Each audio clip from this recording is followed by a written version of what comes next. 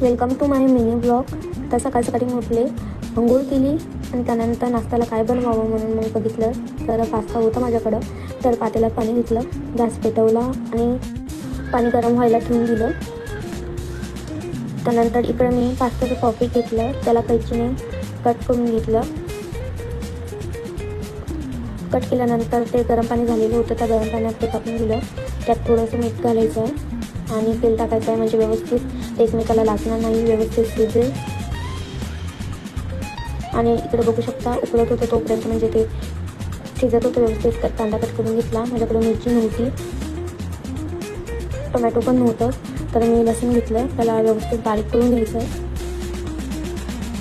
त्याला व्यवस्थित बारीक केलं आणि व्यवस्थित आपला पास्ता शिजलेला होता, तर त्याला पाण्यातून गाळून घेतलं.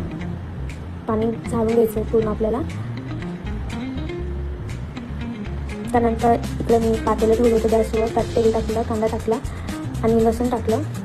त्यानंतर माझ्याकडे जे अवेलेबल मसाले होते, म्हणजे हळद होती, हळद टाकून घेतली.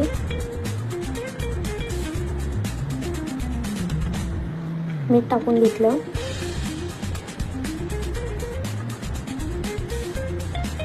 आणि माझ्याकडे काळा मसाला पण होता, तो थोडासा टाकून घेतला. आणि त्यानंतर मिरची टाकायची थोडीशी आपल्याला, आणि आपल्याकडे पास्ता होता तो टाकून व्यवस्थित आपल्याला मिक्स करून घ्यायचा आहे. आणि खाणे लोक आपण बघू शकता, तर जेवढा हा दिसायला चांगला दिसला तेवढं ते टेस्ट पण बनलेलं होतं.